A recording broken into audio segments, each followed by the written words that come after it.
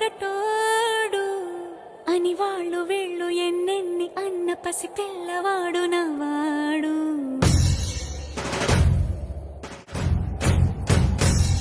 విడుముండోడు అని ఊరు వాడ అనుకున్న గాని మహారాజు నాకు నవ్వాడు.